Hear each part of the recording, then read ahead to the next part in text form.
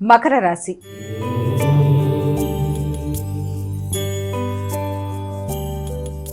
అమ్మ, మకర రాశి వారికి ఎలా ఉంది ఈరోజు? మకర రాశి వారి విషయాన్ని చూసుకున్నట్లయితే స్థిరాస్తుల కొరకు మీరు ధనాన్ని ఖర్చు పెట్టే అవకాశం లాంటిది ఒకటి కనబడుతుంది.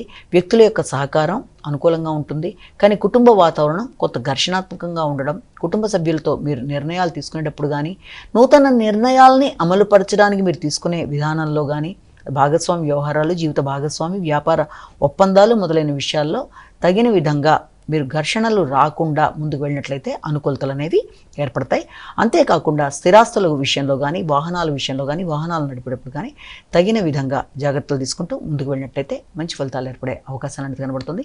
గృహ వాతావరణం, గృహంలో సభ్యులతో మీ యొక్క మాట్లాడేటప్పుడు కూడా చాలా వరకు ఆలోచించి ఘర్షణలు రాకుండా తగిన విధంగా జాగ్రత్తలతో మంచి నిర్ణయాలు తీసుకుంటూ మాట్లాడినట్లయితే, మాటల్లో వేగాన్ని నియంత్రించుకుంటూ ముందుకు వెళ్ళినట్లయితే ఆలోచనలని చక్కగా ఉపయుక్తంగా మీరు ముందుకు తీసుకెళ్లే అవకాశం లాంటిది కనబడుతుంది. కుంభరాశి.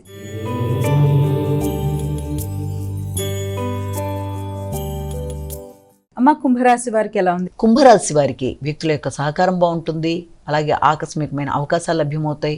తోబుట్టువుల యొక్క సహకారం బాగుంటుంది, వ్యక్తుల సహకారంతో అనుకున్న పనులు సాధిస్తారు, సామర్థ్యాన్ని పెంపొందించుకుంటారు, శక్తిగా మంచిగా ఆలోచనలు చేస్తూ ముందుకు పెడతారు. ఊహించని వ్యక్తుల యొక్క సహకారం మీకు లభ్యమవుతుంది, మానసిక ప్రశాంతతను పెంపొందించుకుంటారు, ఉత్సాహంగా పనులు నిర్వర్తిస్తారు, ఆగుతూ వచ్చిన పనులు ముందుకు వెళ్ళడానికి అవకాశం ఉంది, ప్రత్యర్థుల మీద విజయం సాధిస్తారు, శ్రమతో అనుకున్న పనులు సాధిస్తారు. వృత్తిపరమైన అభివృద్ధి కొరకు తీసుకునే నిర్ణయాలు అనుకూలంగా ఉంటాయి. పూర్వపు రుణాల విషయంలో కూడా కొన్ని కీలకమైన నిర్ణయాలు, మార్పులు చేసుకుంటూ ముందుకు పెడతారు. మీనరాశి.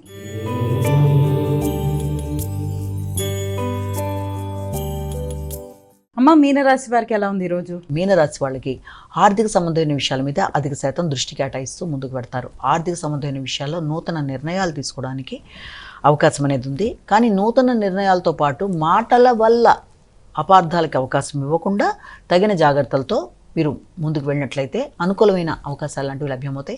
ఆర్థిక విషయాలు అనుకూలంగా ఉంటాయి, మాటల్లో పౌరుషం అధికంగా ఉంటుంది, నిర్ణయాలు చాలా వేగంగా తీసుకుంటారు, సంతాన వర్గంతో కలిపి చర్చలు చేస్తారు. ఆ చర్చలు చేసేటప్పుడు కానీ, నిర్ణయాలు తీసుకునేటప్పుడు కానీ, వారితో సంప్రదింపులు జరిపేటప్పుడు కానీ, పెట్టుబడుల విషయంలో కానీ వీలైనంత వరకు కొంత కూల్గా ఆలోచిస్తూ ముందుకు వెళ్ళినట్లయితే అనుకూలమైన ఫలితాలు లాంటివి ఏర్పడతాయి.